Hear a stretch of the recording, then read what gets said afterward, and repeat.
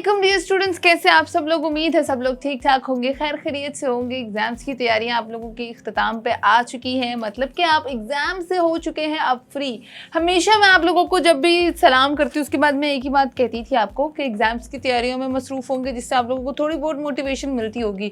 But अल्हम्दुलिल्लाह अब तमाम तर लोगों के जितने स्टूडेंट्स हैं सबके एग्ज़ाम्स ख़त्म हो चुके हैं और अब हम बात करेंगे कि आपका रिज़ल्ट के अंदर कितने स्टूडेंट्स जो है वो पास हो सकते हैं, पासिंग मार्क्स कितने हैं और कितने स्टूडेंट्स को कितने मार्क्स रिक्वायर्ड हैं पास होने के लिए। अच्छा, मैं ऑलरेडी इस पे एक डिटेल वीडियो आप लोगों के साथ शेयर कर चुकी हूँ, मगर आप लोगों को नहीं समझ आती और आप लोग पता नहीं क्यों नहीं चेकआउट करते। आप लोग उसको चेकआउट ज़रूर करें।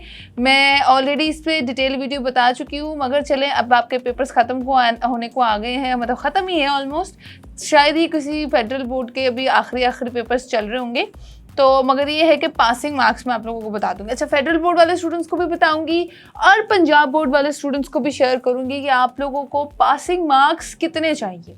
आपको मैं बता दूं कुछ क्राइटेरिया बिफोर एग्जाम्स आप लोगों के सेट किए गए थे, जो कि आपकी एजुकेशन मिनिस्ट्री ने सेट किए थे, आपके चेयरमैन ऑफ लाहौर बोर्ड ने सेट किए थे, मगर उन पर इम्प्लीमेंटेशन नहीं हुई।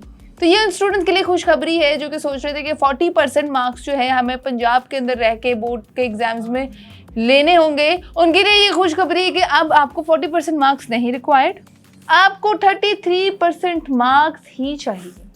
ज़्यादा मार्क्स ही चाहिए, 33% मार्क्स ही चाहिए आपको पास होने के लिए। अदरवाइज आप लोग जब इससे कम लेंगे तो ऑब्वियसली फेल कंसिडर होंगे। अच्छा, ऑन द अदर हैंड अगर हम फेडरल बोर्ड की बात करें, फेडरल बोर्ड की जो 2 क्लासेस है ना, 10th क्लास और 12th क्लास, उन स्टूडेंट्स का रिज़ल्ट इस साल भी जो है वो CGPA के अकॉर्डिंग आएगा।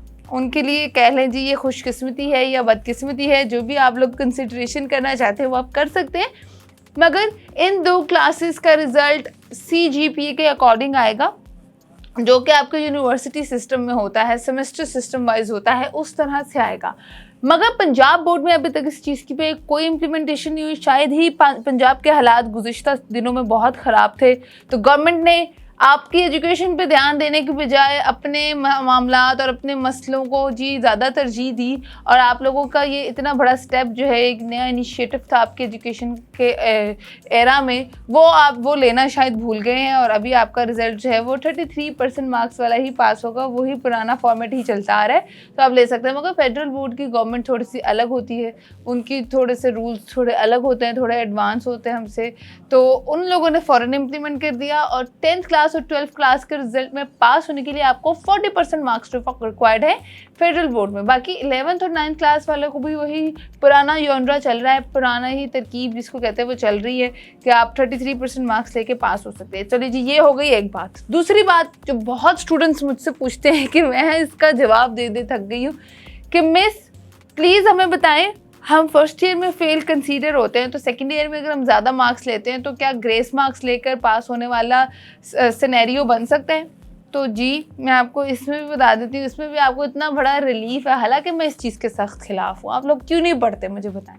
पढ़ना चाहिए, मार्क्स अच्छे लें। आपको क्यों वो कहते हैं ना रिड़ के पंजाबी में बोलते हैं कि अटक अटक के क्यों आप लोगों को पासिंग मार्क्स लेके रो के करना है? दिल से पढ़े, अच्छा पढ़े, समझ के पढ़े, सोचें आपके ज़िंदगी में और है क्या पढ़ाई के अलावा स्टूडेंट लाइफ में, ठीक है। और मसाइल होते हैं, बहुत रेयर केसेस होते हैं जिन स्टूडेंट्स को रियल इश्यूज होते हैं, बट बाकी जो निकम्मापन करते हैं ना, मैं सब चीज़ के बहुत ख़िलाफ़ हूँ।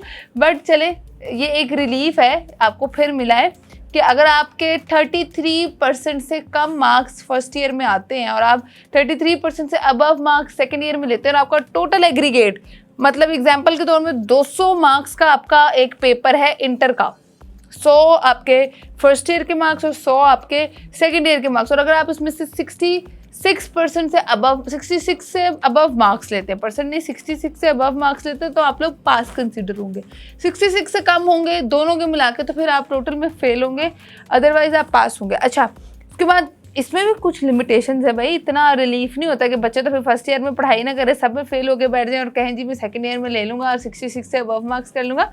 इसमें भी एक क्राइटेरिया है। क्राइटेरिया यही है कि आप अगर 3 सब्जेक्ट में लगातार कम मार्क्स लेते हैं ना, फर्स्ट ईयर में अगर फिजिक्स केमिस्ट्री बायो तीनों में कम आ गए तो वो आप फेल कंसीडर होंगे।